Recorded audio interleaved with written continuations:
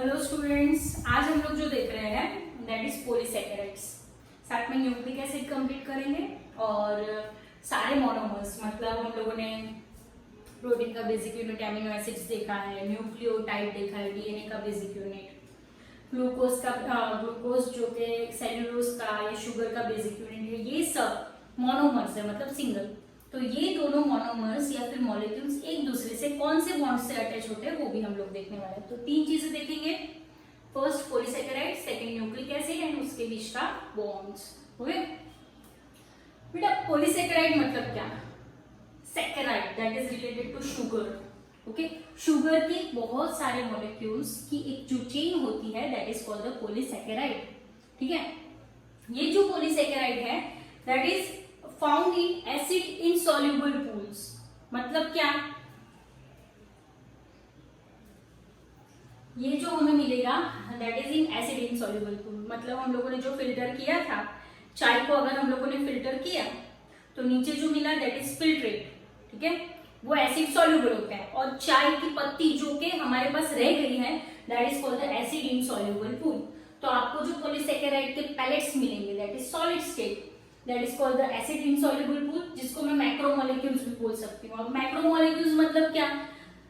जो मॉलिक्यूल का wait 1000 Dalton से ज्यादा है that is called the macromolecule. ठीक है, सो यहाँ पे उन्होंने समझाया कि वो आपको मैक्रोमोलेक्यूल्स मतलब कॉम्प्लेक्स स्ट्रक्चर की बात कर रहे हैं। अब अगर वो कंडीशन में मैं ग्लूकोज दूं तो वो एसिड सॉल्युबल पूल में फिल्टर हो जाएगा एंड वो माइक्रोमोलेक्यूल कहलाएगा क्योंकि उसका वेट भी कम है। लेकिन ऐसे बहुत सारे ग्लूकोज के मॉलिक्यूल ले लेती हूँ तो वो कॉम्प्लेक्स स्ट्रक्चर हो जाएगा एंड वो फिल्टर नहीं हो पाएगा, तो that's why it is called acid insoluble pool. Okay, so हम लोग बात कर रहे हैं सेल्यूलोज, जो कि एक कॉम्प्लेक्स स्ट्रक्चर है जिसमें एक ही टाइप के मतलब ग्लूकोज के मॉलिक्यूल बार बार रिपीट हो रहे हैं। So that is called the homo same polymer, मतलब लॉन्ग चेन। सेम मॉलिक्यूल की लॉन्ग चेन दैट इज कौन सा मॉलिक्यूल? ग्लूकोज की अगर लॉन्ग चेन हुई तो that is called the cellulose. Next, plant के अंदर हमें जो पॉलीमर मिल रहा है that is heteropolymer, that is starch. Plant किस फॉर्म में फूड स्टोर करते हैं? That is in the form of starch. Okay, that is heteropolymer, मतलब उसमें ग्लूकोज होगा, अब ऑप्शन बताओ, ग्लूकोज होगा, फ्रुक्टोज होगा, गैलेक्टोज होगा, फिर फ्रुक्टोज होगा, फिर सुक्रोज होगा, दैट इज हेटेरोपॉलीमर की लॉन्ग चेन। हेटेरो मतलब अलग अलग, पॉलीमर मतलब लॉन्ग चेन। सेम सेल्यूलोज की मैं बात करूं तो उसमें भी हेटेरोपॉलीमर है, अलग अलग कंपोनेंट्स मिलकर लॉन्ग चेन बनाते हैं और हम लोग फूड स्टोर करते हैं in the form of cellulose. ठीक है, अब उन्होंने समझाया कि स्टार्च जो है ना उसमें I2 होता है। Okay, that is I2 molecule, मतलब आयोडीन का मॉलिक्यूल। ओके, और आयोडीन का मॉलिक्यूल है वो मुझे, अगर मैं स्टेन करती हूँ तो वो मुझे ब्लू कलर देता है। ठीक है, तो अगर मैं मेज के अंदर में आयोडीन का प्रैक्टिकल करूंगी तो वो मुझे ब्लू कलर देगा। सो यहाँ पे उन्होंने भी बताया कि स्टार्च जो कि मेज में होता है डेफिनेटली उसमें I2 मॉलिक्यूल अटैच रहता है, that is in the way of helical way. समझो, अब ये लॉन्ग चेन है, ठीक है, तो लेफ्ट साइड पे नॉन रिड्यूसिंग मतलब क्या? ये यहाँ की यहीं ही रहेगी, यहाँ से वो लंबी नहीं हो सकती, यहाँ से कोई मॉलिक्यूल नहीं ऐड हो सकता। लेकिन ये रिड्यूसिंग पार्ट है, मतलब यहाँ पे आप और एक मॉलिक्यूल और एक मॉलिक्यूल और एक मॉलिक्यूल और एक मॉलिक्यूल ऐड कर सकते हो। सो उन्होंने समझाया है कि अगर मेरे पास पॉलीसैकेराइड की चेन है तो left side non reducing part है and right side reducing part है। मतलब अगर आपको ग्लूकोज और ऐड करने हैं तो आप राइट साइड से कर सकते हो। ठीक है, और कुछ अगर मैं 1D डायमेंशन में बोलूं तो ये है सिंगल स्ट्रक्चर। अगर 2D में 2 डायमेंशन की मैं बात करूं तो दैट शोज हेलिकल स्ट्रक्चर, और जिसमें हेलिकल स्ट्रक्चर है तो उसके एक एंड पार्ट पे आप I2 के मॉलिक्यूल को देख सकते हो, दैट इज इन स्टार्च। लेकिन हमारे पास जो सेल्यूलोज है उसमें I2 का मॉलिक्यूल नहीं है। ठीक है, उन्होंने एक कार्टून के फॉर्म में समझाया। देखो, ये एक 1 डायरेक्शन है, अब मैं उसकी ब्रांच ड्रॉ करूं तो दैट इज अगेन 2 डायमेंशन की ये पिक्चर हो गई। तो आपको समझाया कि हम लोगों ने डायग्राम में एक कार्टून शो किया है जिसमें ऐसे ब्रांच निकल रही है, तो वो 2 डायमेंशंस है। ओके, उसमें उतना कुछ ज्यादा सोचना नहीं है। 1 डायमेंशन मतलब लाइन, 2 डायमेंशन मतलब उसके ब्रांच। ओके, अब उन्होंने समझाया है कि हमारे पास इंसेक्ट्स है, जैसे कि कॉकरोच का जो ब्राउन कलर का ऊपर का कवरिंग है that is again made up of chitin और द चिटिन। ओके, जैसे फंजाई की सेल वॉल भी चिटिन की बनी है। ओके, और इसके अंदर जो मेन कंपोनेंट्स है दे आर कॉम्प्लेक्स वन। तो उसमें कंपोनेंट्स कौन से होंगे? एमिनो एसिड्स के sugar, glucosamine and acetyl galactosamine. तो ये सारे जो इसमें मिलेंगे they are the complex polysaccharide. ठीक है, काइटिन है, या फिर मैं बोल सकती हूँ हेलिकल वे में है तो ओके। हाँ, अब उन्होंने और एक चीज बताई कि स्टार्च जो है वो प्लांट में स्टोर होता है, तो प्लांट की जो बार्क है उसमें भी स्टार्च स्टोर होगा, और वो स्टार्च को हम लोग यूज करते हैं पेपर बनाने में। ठीक है, तो स्टार्च के अंदर जो कंपोनेंट्स है वो ये है। ठीक है, प्लांट के अंदर जो स्टार्च मिल रहा है उसकी बार्क में ये कंपोनेंट्स मिल सकते हैं, that is amino acid sugars, glucosamine and acetyl galactosamine. ठीक है, सो यहाँ पे हम लोगों ने पॉलीसेकेराइड कंप्लीट किया। फिर से मैं बता देती हूँ, पॉलीसेकेराइड मैक्रोमोलेक्यूल है। मैक्रोमोलेक्यूल मतलब कॉम्प्लेक्स की बात की है उन्होंने, बेसिक ग्लूकोज नहीं समझे आपको। सेल्यूलोज जो कि ग्लूकोज का होमोपोलीमर है। एक है इन्यूलिन, इंसुलिन नहीं है, इन्यूलिन भी है। ओके, वो फ्रुक्टोज का होमोपोलीमर है, फ्रुक्टोज का।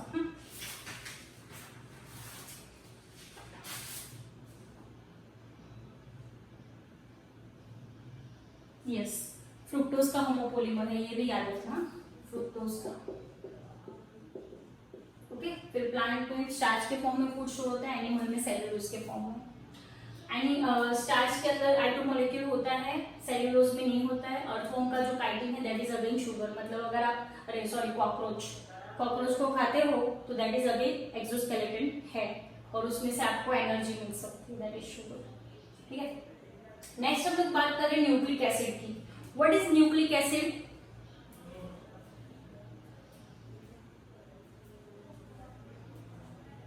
Yes, what is nucleic acid? बेटा जो डीएनए है या आरएनए है उसका जो बेसिक नेचर है, स्ट्रक्चर है, deoxy ribonucleic acid, nucleic acid है राइबोन्यूक्लिक एसिड। तो न्यूक्लिक एसिड का जो हम लोग बात कर रहे हैं वो एसिड इनसॉल्युबल है, मतलब अगेन वो आपको ऊपर ही मिलने वाला है।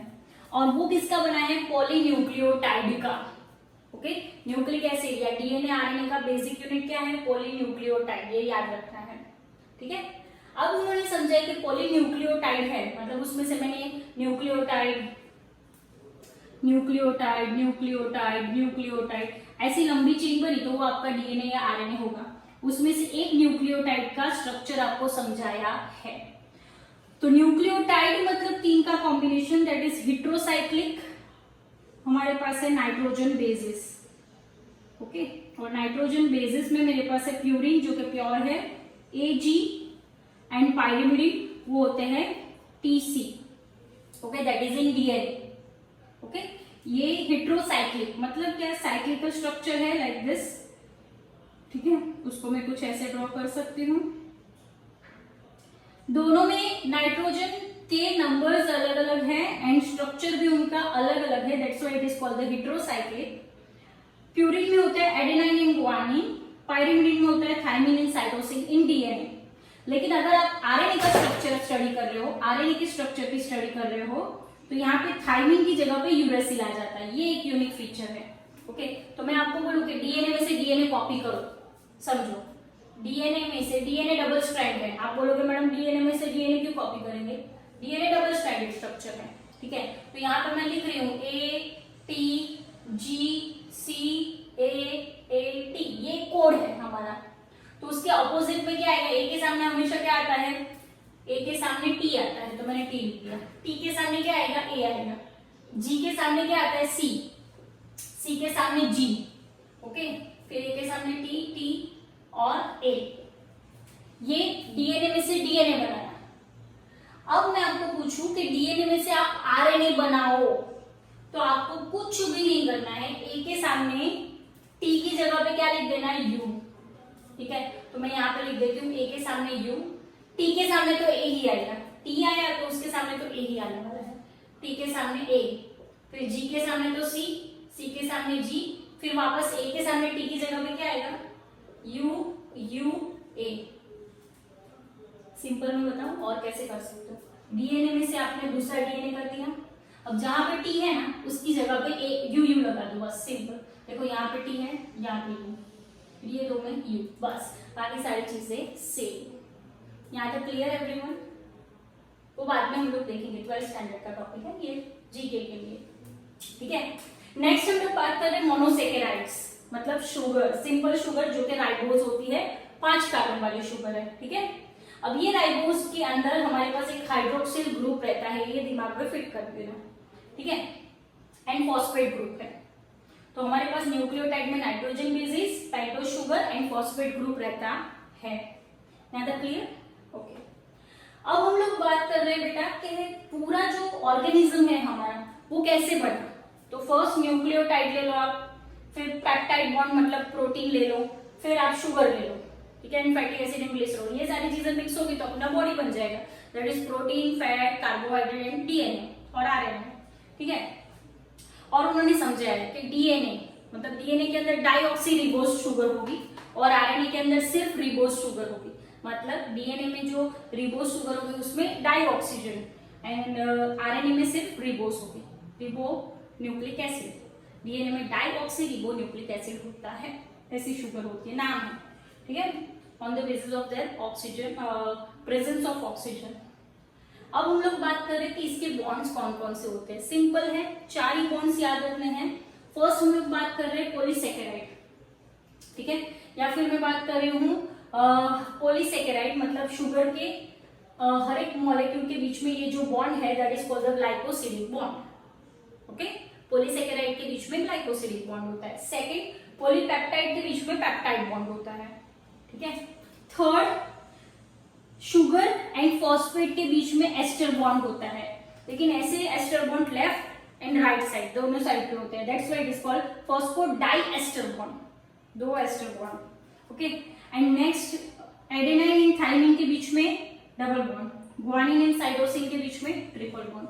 मैं आपको एग्जाम में क्वेश्चन पूछ सकती हूँ, कॉन्सेप्ट का क्वेश्चन है कि कौन सी डीएनए की सीक्वेंस जो है, चलो मैं लिख देती हूँ, ए टी टी जी ए जी सी सी जी ए सी, ये नंबर 1 है, ये नंबर 2 है। ये दोनों में से कौन से डीएनए का मेल्टिंग पॉइंट ज्यादा होगा? तो आप सोचो, मेल्टिंग पॉइंट मतलब पिघलने का पॉइंट, ओके। तो जिसमें बॉन्ड्स ज्यादा होंगे उसका मेल्टिंग पॉइंट ज्यादा होगा डेफिनेटली। अब यहाँ पे मेरे पास ए टी टी जी ए है, तो यहाँ ए का डबल बॉन्ड, ए का टी का डबल बॉन्ड और ए का डबल बॉन्ड, सब लोगों में डबल बॉन्ड है। लेकिन यहाँ पे मैं बात कर रही हूँ तो ये सबका ट्रिपल बॉन्ड है, ठीक है, ये मैक्सिमम ट्रिपल बॉन्ड। सो बी वाले का मेल्टिंग पॉइंट ज्यादा होगा, उसको मेल्ट होने में ज्यादा टाइम लगेगा। सो यहाँ पे अपन ने 3 टॉपिक कंप्लीट किया है, polysaccharide, nucleic acid and types of bonds, ठीक है। ओके, नेक्स्ट क्लास में हम लोग प्रोटीन का स्ट्रक्चर देखेंगे। ये पढ़ लो, नहीं समझ में आया तो मुझे पूछना, लेकिन हाँ ये सारे टॉपिक इंपॉर्टेंट है एग्जाम पॉइंट ऑफ व्यू के लिए। हाँ, न्यूक्लियोटाइड के अंदर किस चीजों का कॉम्बिनेशन होता है आपको देंगे, लाइक प्लस करके, ठीक है। नेक्स्ट, बॉन्ड्स के नाम नीट में पूछे जाते हैं ऑन एंड ऑफ, तो ये बॉन्ड्स के नाम आपको याद रखना है, ठीक है। Thank you.